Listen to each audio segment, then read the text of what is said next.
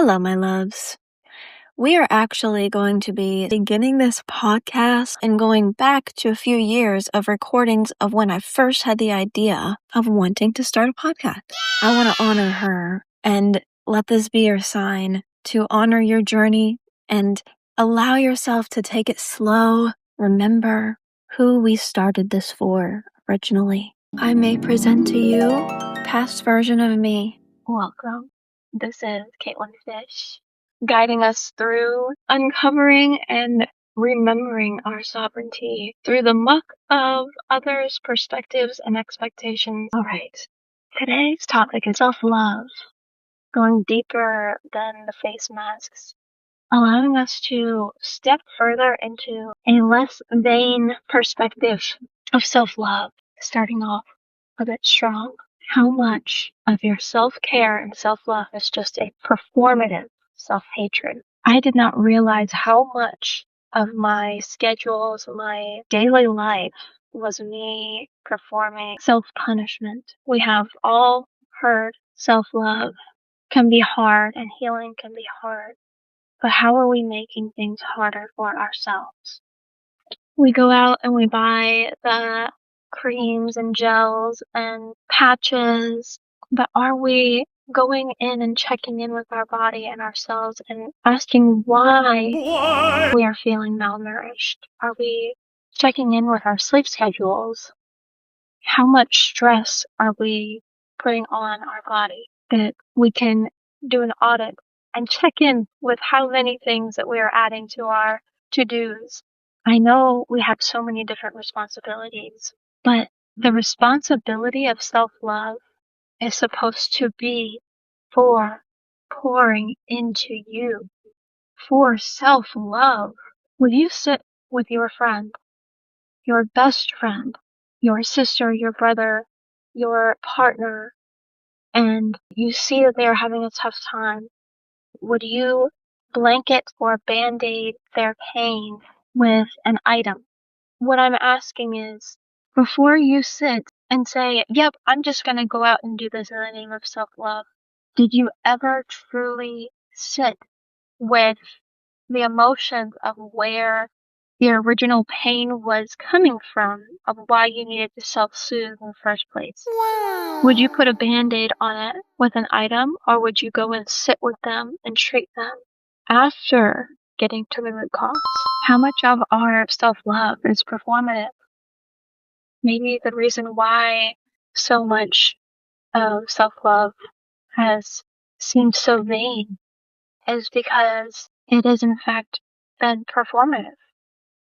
We feel like it's what we need to do to care for ourselves, but maybe the people that we were looking towards for validation, guidance on how to properly care for ourselves didn't know how to do so as well.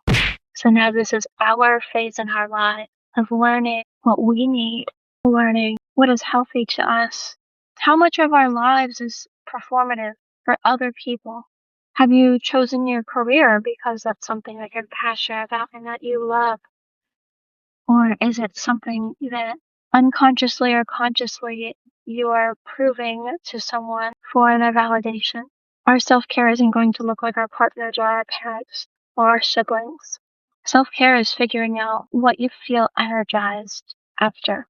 You can begin to massage, give spa-like attention to different aspects of your life. For example, is psychology something that I truly love, or is it something that I was unconsciously choosing to prove myself as worthy to my parents? I didn't realize, because of how much psychology and therapy was weaponized my childhood and my developing years, that I gravitated towards psychology because I wanted to prove myself worthy and also prove that I was sane and worthy of love. I was using my profession to prove that I was worthy of validation. And so I would wonder why I was always feeling like I was on a hamster wheel reaching burnout. It was because I had to really sit and realize that I needed to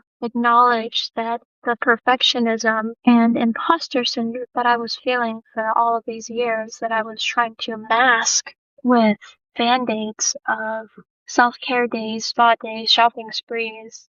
All I was really needing was to take loving action on myself and to acknowledge and sit with myself, be present with myself. I love the concept of helping people, but I could feel a large nugget of my motivation was to prove that I am valid and worthy.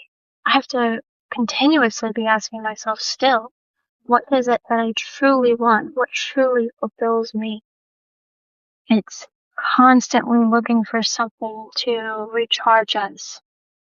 And I feel the reason why we are constantly looking for the next retreat, spa day, massage, facials, self-care items is because truly what we're looking for is the acknowledgement that the things that we are doing with our energy on a day-to-day basis is draining us. If we feel the need to self-soothe and fuel ourselves up with things outside of ourselves, where is our energy going?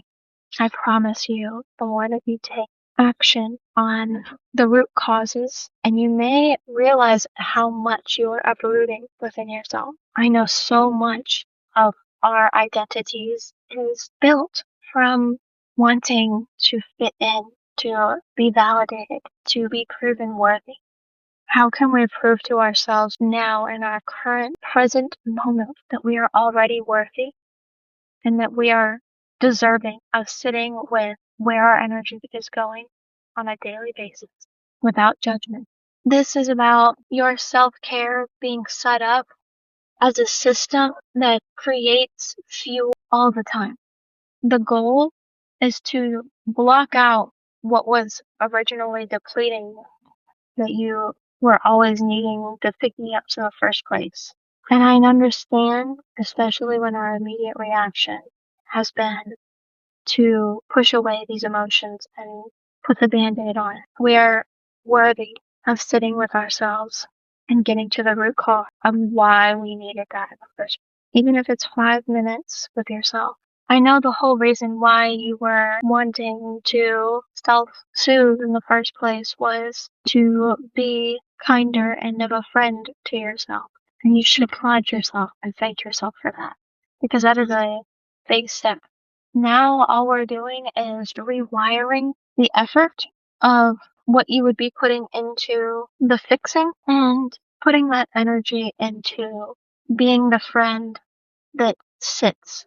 Because I know that we all know that the friend that truly sits with us instead of trying to always, come on, let's get out of this energy. The one that actually sits and says, it's all right, I'm here to listen, and I'm here to just be present with you. We need to learn how to be that friend to ourselves. Because sometimes we're unconsciously being the unsafe friend to ourselves. And it's now time that we learn to be that reliable friend for ourselves. We are graduating into being the reliable friend for ourselves rather than the sporadic, oh, I don't know if I can count on them type of friend. Yeah. How do I start to prove to myself I have always been good enough? And how can I be present with myself rather than masking my pain? How can we show more loving action? For me, it's using my old content and stop looking back, trying to change or critique myself after so long of proving to others that I am enough. How I rewire to prove to myself I have always been enough and worthy is me even speaking here and using my voice is true validation. We're putting in the loving action, affirmation to allow this self-love to emerge gracefully and for us to feel comfortable and safe being present with ourselves. I am safe to put the care, effort, and love and the right energies and spaces in my life. And I allow myself to be seen, unmasked, not performing me. I allow myself to breathe I am the reliable friend for myself. I am a safe and trustworthy friend for myself. I give myself space to speak and I listen and receive my own words. I respect myself enough to not just cover things up, but rather be present. I pour into myself and allow myself to be poured into by others. My inner beauty does not mean pain. I am redefining how I view care and nurturing myself. I am the safe space for me. I am reliable, consistent, trustworthy, and compassionate. Questions to ask yourself. Where am I actively putting energy toward that is depleting me?